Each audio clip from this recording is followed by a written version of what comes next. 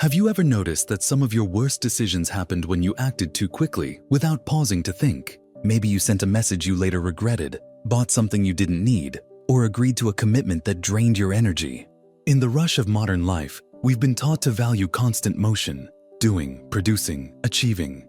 But here's the paradox. Some of the most important breakthroughs in life, from solving problems to finding peace of mind, don't come from action, but from stopping. This video is about the psychology of the pause, why silence and stillness can sometimes be more powerful than movement, and how you can use this hidden skill to make your life clearer, calmer, and more intentional.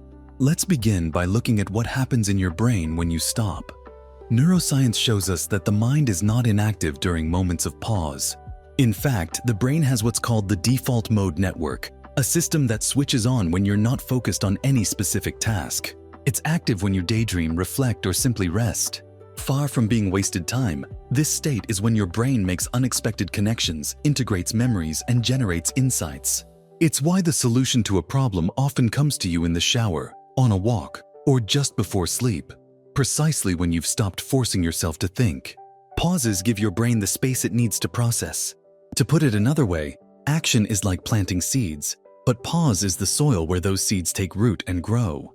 Without the stillness in between, the work you do doesn't integrate into lasting wisdom. And yet, because our culture worships productivity, we tend to feel guilty about pausing. We think that if we're not visibly doing something, we're wasting time. But this belief ignores one of the most powerful psychological truths. Pauses are not absence, they are presence. They are the moments that give shape to everything else. Think about music. A melody without pauses is just noise. It's the spaces between the notes that create rhythm and beauty. Life works the same way. Without intentional pauses, our days collapse into one long blur of activity, leaving us drained and unclear. Another way to understand the power of pause is through the nervous system.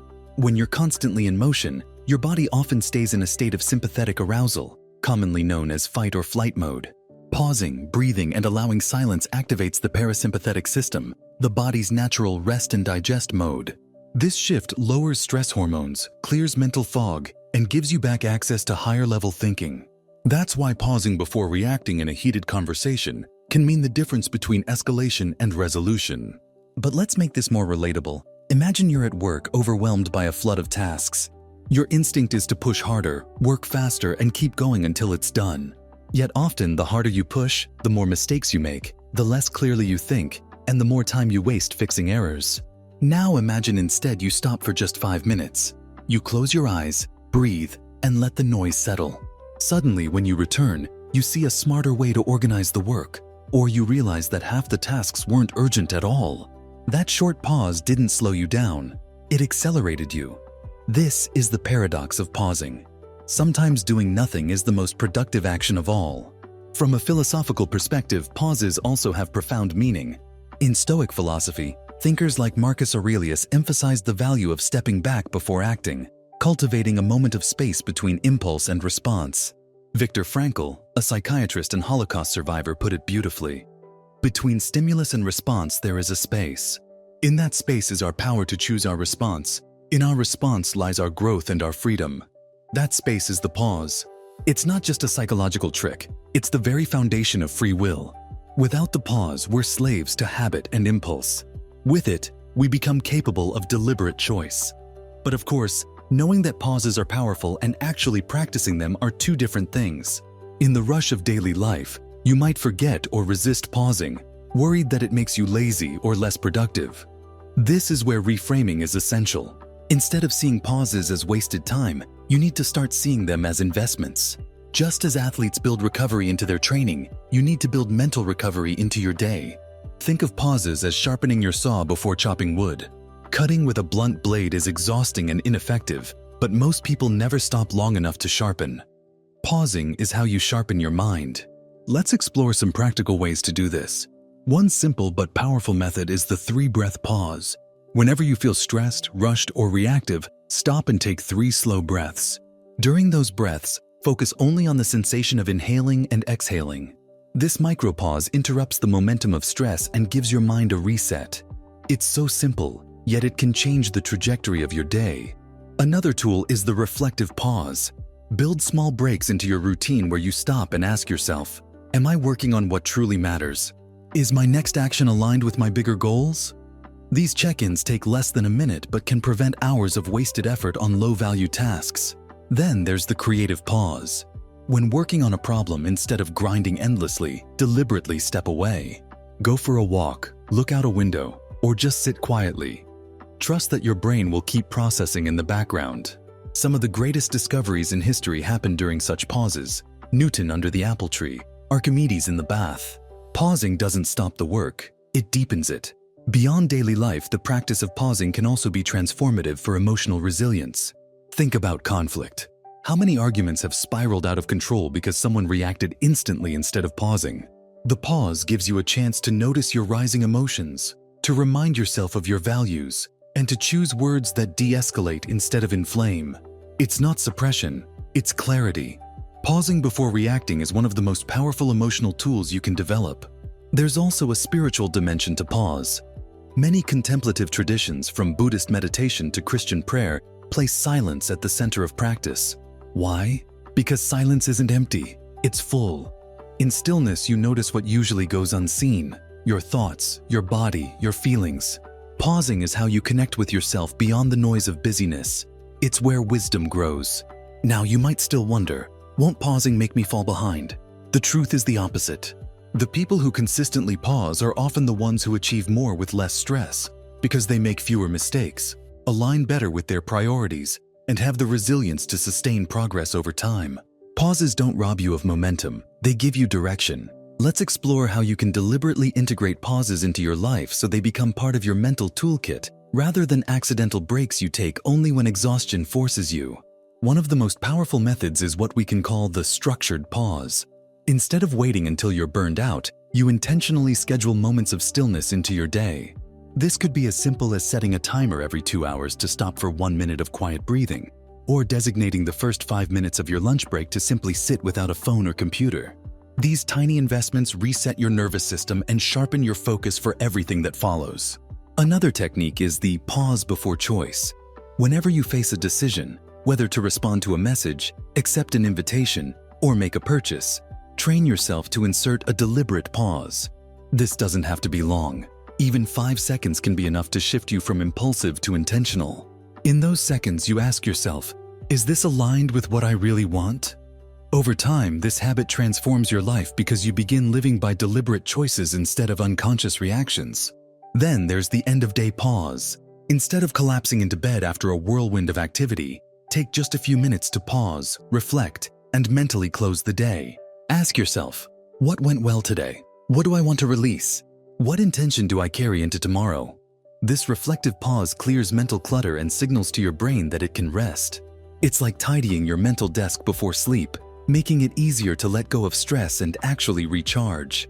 The beauty of these practices is that they don't require massive chunks of time. Pauses gain their power not from length, but from presence. A moment of true stillness is often more transformative than an hour of distracted rest. Think of it like punctuation in writing. A single comma can change the meaning of a sentence, just as a brief pause can change the meaning of your day.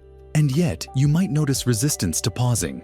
Many people feel uncomfortable in silence because it exposes what's usually drowned out by activity, inner thoughts, emotions, or uncertainty.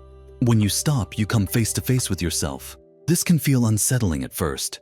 But here's the paradox. The very discomfort you feel in a pause is what makes it valuable. It reveals what's been hidden, giving you a chance to process and integrate it rather than running endlessly from it. Over time, as you practice pausing, silence shifts from being a threat to being a refuge.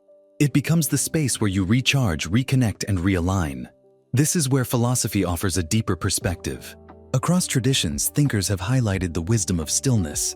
Lao Tzu wrote that, "To the mind that is still, the whole universe surrenders." The Stoics advised slowing down impulses so that reason could guide action. In modern psychology, mindfulness practices emphasize that pausing to observe your thoughts without judgment gives you freedom from being controlled by them. These are not just abstract ideas. They are timeless reminders that pausing is not an interruption of life. It is life itself, in its most direct form. You might be wondering how to begin if pausing feels foreign, or if your lifestyle is already crammed with obligations. The key is to start small. Begin with micro pauses. 5 breaths before opening your inbox, 1 minute of quiet before entering a meeting, a brief look out the window before starting the next task. As you build these into your day, you train your nervous system to accept stillness, and soon you'll find longer pauses more natural.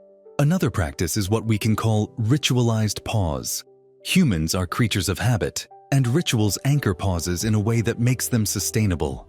For example, making tea can become not just about drinking but about pausing, watching the steam, breathing slowly while you wait. A daily walk can become a pause from digital noise. Even washing your hands can be reframed as a micropause, reminding you to reset your mind. Over time, these rituals create pockets of calm scattered through your day. There's also the communal aspect of pause. In our hyper-connected world, we often rush conversations, filling every silence with words. But silence shared with another person can be deeply connective. Pausing before replying shows respect, listening, and depth. It communicates, "I'm here, fully present with you." Relationships often grow not in the noise, but in the quiet moments where space is allowed for connection. So why does all of this matter? Because in a world obsessed with acceleration, learning to pause is an act of rebellion and wisdom.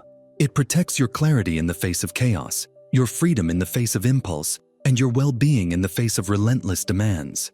Pauses don't steal time from your life. They give it back to you because they transform motion into meaning. Let me leave you with a practical reflection exercise. Today, choose one moment where you would normally rush and instead pause. It could be before answering a message, before eating, or before speaking. Notice how that moment feels. Notice how it changes the quality of what follows. These small experiments will teach you, better than theory ever could, the quiet but profound power of pause. And as you practice, you'll see that pausing doesn't mean stepping out of life. It means stepping into it more fully. Because clarity, wisdom, and resilience don't come from constant action. They come from knowing when to stop.